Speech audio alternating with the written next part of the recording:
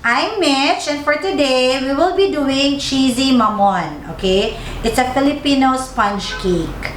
Okay, for the ingredients, we have cake flour, milk, oil, we have baking powder, salt, vanilla extract, egg yolks, 2 sugars, and egg whites. For the copy of the recipe, check the description down below, okay? Nandun lahat ng ingredients. Okay, let's start. In your big bowl, mix first your egg yolk and your sugar. Okay, mix this one until mag-peel konti si egg yolk. If you have dalawang mixer, pwede mo gamitin yun.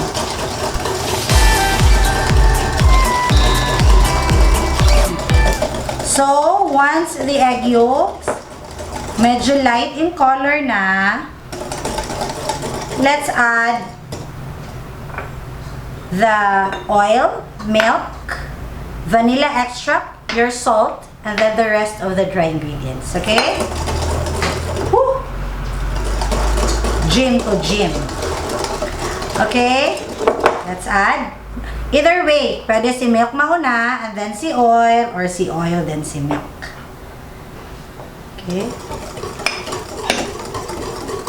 Then, pwede mo i-mix muna sa flour mo si sugar, salt, and the baking powder.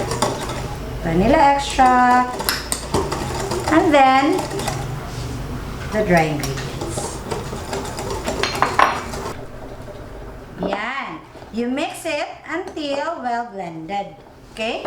And then, let's go to the meringue.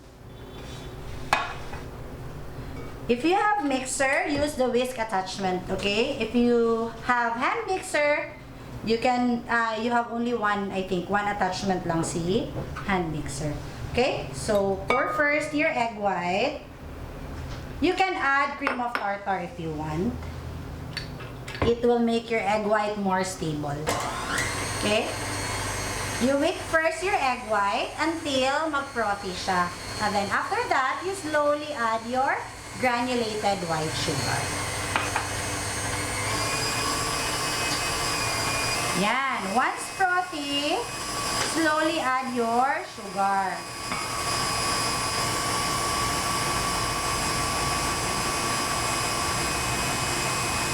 And then, whip natin siya until medium stiff.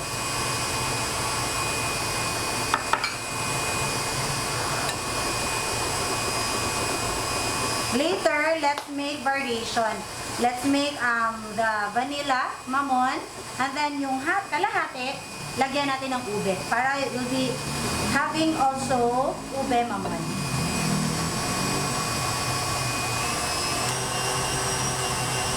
Next video, we will be making mamon custard.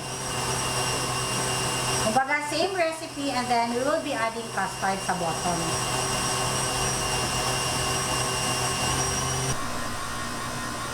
Yan. Once okay na si meringue, remove natin. And then, let's fold it sa egg yolk mixture.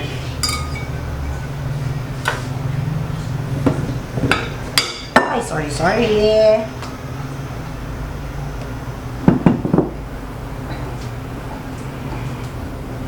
Okay, divide natin si meringue into 3 para dahan-dahan yung fold. Ay, sorry. Ano ba yan? Then, slowly fold your meringue into your yolk mixture.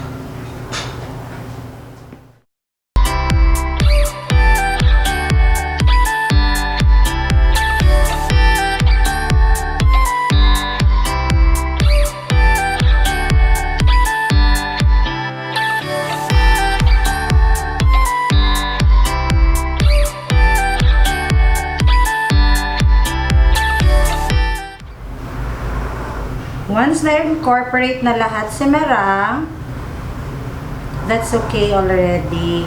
Ready na yung mixture mo. Okay? Do not overfold it or else ma-deflate si meringue. Don't forget to preheat your oven ahead of time. Mine is preheated already around mga 350 degrees Fahrenheit. Okay? You can use big scooper, pag-scoop.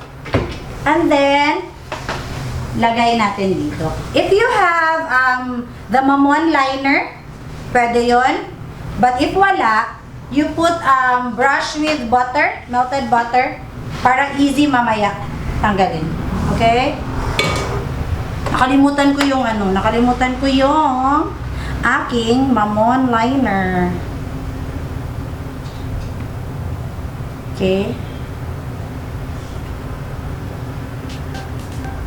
Huwag mo masyado punuin ha. 3/4 cup lang. Huwag mo masyado punuin kasi tutubo pa yan.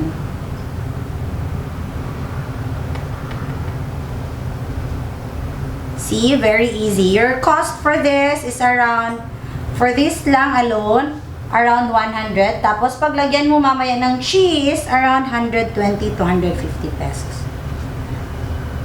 Very mura. Pwede mo na ito ibenta. Yan. After scooping, bake it na. Okay? Around mga 15 minutes. Until mag-light brown yung top niya.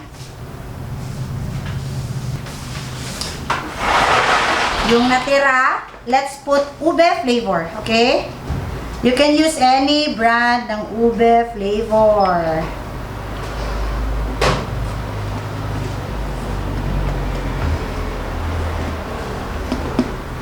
Bango!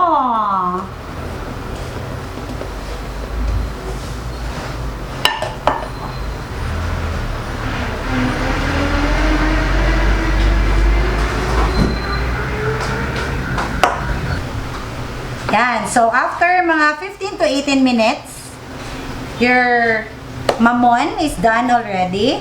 Medyo mainit pa. I have here butter and cheese. You can put butter and sugar or you can put butter and cheese. Okay?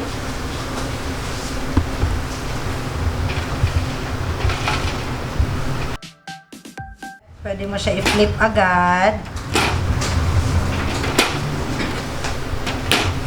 sa cooling rack.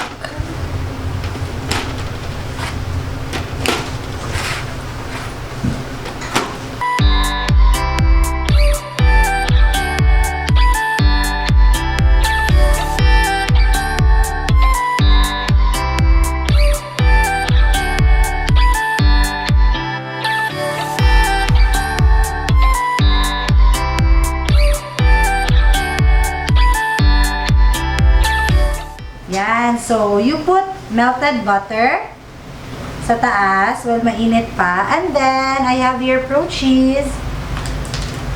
Grate natin siya ng cheese on top. If walang cheese, you can put sugar. Yan. I love cheese. So, damihan natin.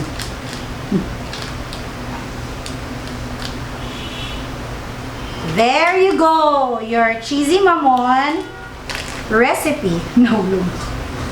Okay, thank you for watching. Don't forget to like and subscribe our YouTube channel. Enjoy baking, mga higala!